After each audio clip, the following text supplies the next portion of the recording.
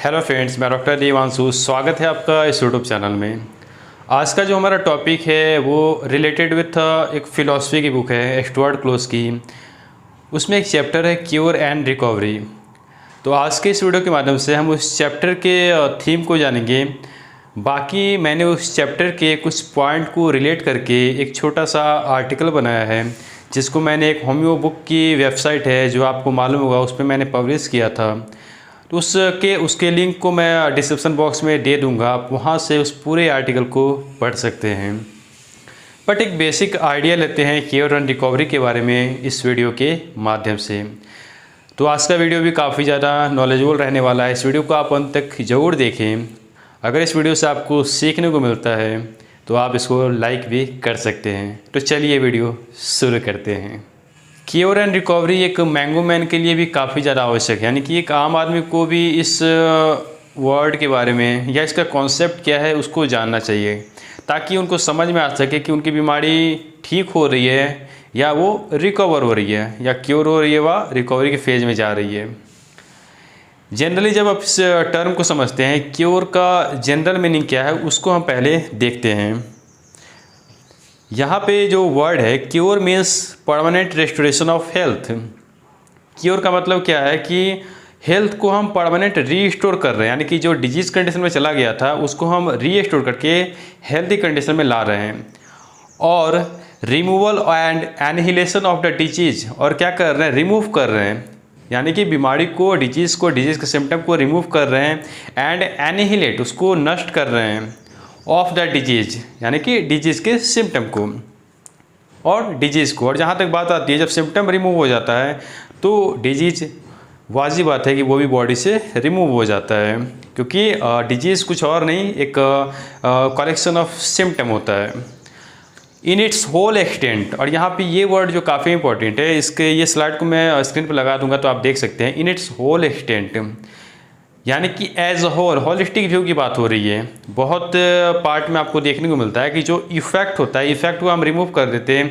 बाहर अगर कुछ दिखा इरप्शन को हमने हटा दिया, बट उसके इंटरनल, उसके अंदर का जो डिरेंजमेंट है वो एज इट इज़ रह जाता है। वो क्या होता है, फिर से वो रीअपियर होता है और हो सकता है कि पहले जो कंडीशन था उससे ये भयावह स्थिति में डेवलप हो।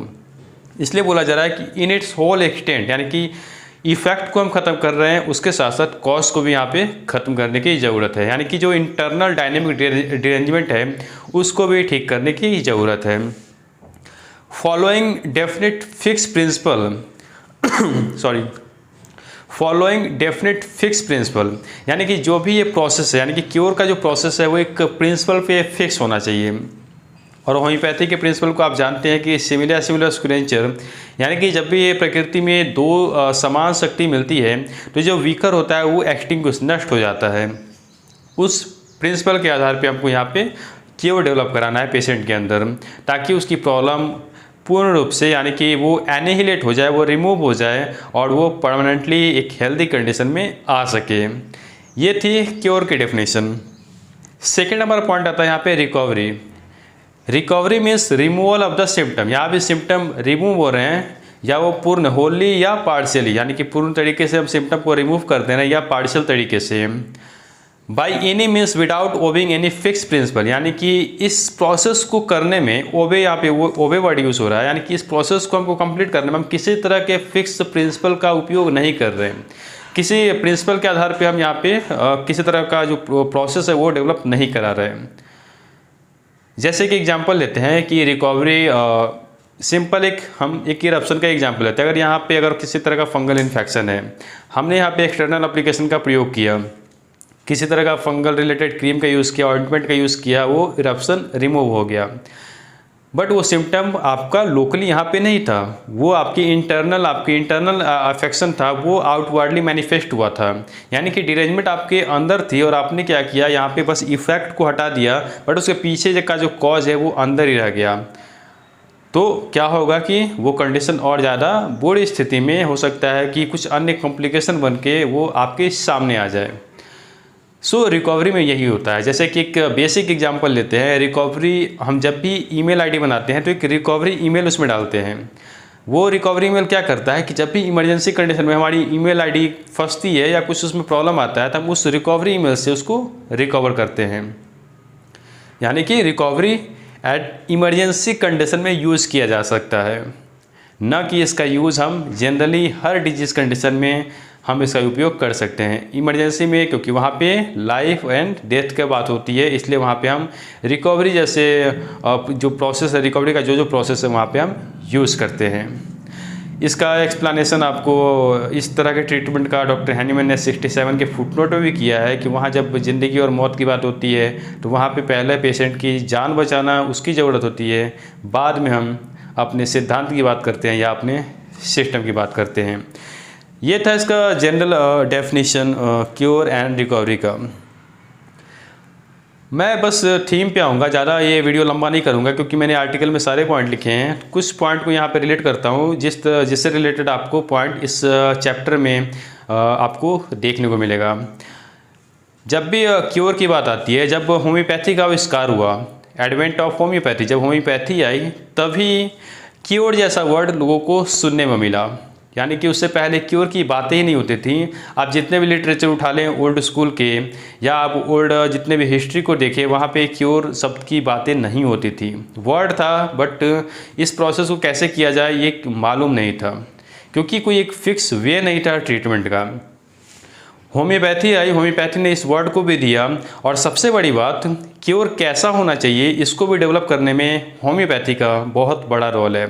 आप एफोरिज्म सेकंड में आप देखते हैं वहाँ पे क्योर हमारा जेंटल परमानेंट, जो वहाँ पे रेस्टोर करना है, एनहिलेट करना है, इस तरह की बातें पहली बार एक ऐसा साइंस जो कि होम्योपैथी, जिसने इस वर्ड को कैसे इस प्रोसेस को करना है इस बात को दुनिया के सामने रखा। इस सिस्टम को लाने से पहले, यानी कि इस तरह का अगर क्योर की बातें कह रहे हैं, उससे पहले डॉक्टर हैनीमैन ने किसी बात को हम रखते हैं तो उससे पहले एक बेसिक पिलर तैयार करते हैं। यानी कि अगर हम किसी का स्टैंड लेते हैं, किसी के पीछे खड़े होते हैं तो हम उसकी सारी बातों को वहाँ कलेक्ट किए रहते हैं। यानी कि एक तरह से बोल सकते हैं रिसर्च के माध्यम से डॉक्टर हैनीमैन ने ऑब्जर्वेशनल स्टडी काफ़ी अच्छी की थी। क्योंकि आप देखेंगे जब इंट्रोडक्टिव पार्ट भी पढ़ेंगे, आप आर्यडजन के इंट्रोडक्टिव पार्ट को पढ़ेंगे तो वहाँ भी आपको देखने को मिलता है कि ओल्ड स्कूल से रिलेटेड डॉक्टर हैनीमैन ने बहुत सारी बातें वहाँ पे लिखी हैं। यानी कि उनका वे ऑफ ट्रीटमेंट क्या था, उनका मोडस ऑपरेंडी क्या था, वो सारी बातें वहाँ पे लिखी गई हैं। उन सारे ऑब्जर्वेशन के आधार पर डॉक्टर हैनीमैन ने ये देखा कि इन सारे जो जितने ऑब्जर्वेशन हैं इसको अगर इम्प्लीमेंट किया जा रहा है पेशेंट में तो वहाँ पे पेशेंट को लाभ तो नहीं हो रहा, किसी तरह का इम्प्रूवमेंट तो नहीं हो रहा और वो पेशेंट एक बुरी कंडीशन में जा रहा है। इन सारे पॉइंट को रिलेट करने के बाद डॉक्टर हैनीमैन ने अपना स्टैंड लिया कि होम्योपैथी जो साइंस है, अगर इसको इस फिक्स प्रिंसिपल के बेस पे अगर वर्क कराया जाए तो ये पेशेंट में इम्प्रूवमेंट भी ला सकती है और यहाँ पे क्योर भी डेवलप करा सकती है। कुछ और बातें आपको इस चैप्टर में देखने को मिला है, जैसे आर्ट एंड आर्टिस्ट, कला और कला को प्रस्तुत कौन करता है, एक आर्टिस्ट। डॉक्टर हैनीमैन ने होम्योपैथी डॉक्टर को आर्टिस्ट भी कहा है और होम्योपैथी को आर्ट एंड साइंस भी कहा जाता है क्योंकि एक कलाकार ही किसी भी कले को अच्छे से प्रस्तुत करके और लोगों के सामने उसको रख सकता है।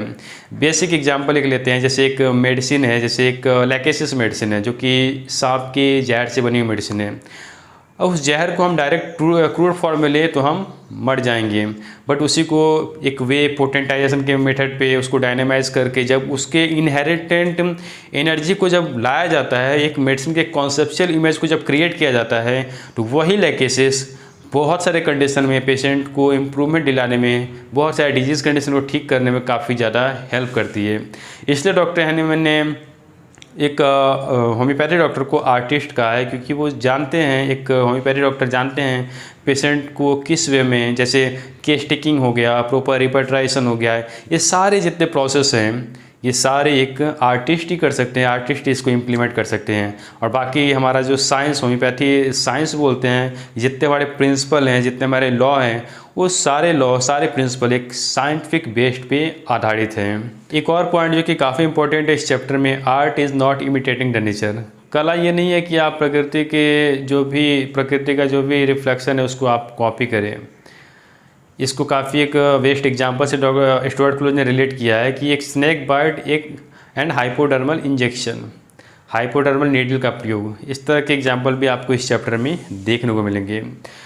सो आप उस आर्टिकल को ज़रूर देखें, उससे क्या होगा कि एक बेसिक अंडरस्टैंडिंग आपको हो जाएगी और एग्ज़ाम पॉइंट ऑफ व्यू से भी, और बेसिक एक अंडरस्टैंडिंग हो जाएगी तो आप भी दूसरे लोगों को भी समझा सकते हैं। इसलिए इस टॉपिक को जानना काफ़ी ज़्यादा आवश्यक है। सो आज का वीडियो यहीं तक, मिलते हैं एक नेक्स्ट वीडियो में नए टॉपिक के साथ। तब तक के लिए बाय, अपना ध्यान रखें, खुश रहें, स्वस्थ रहें। जय हिंद, जय भारत, जय होम्योपैथ।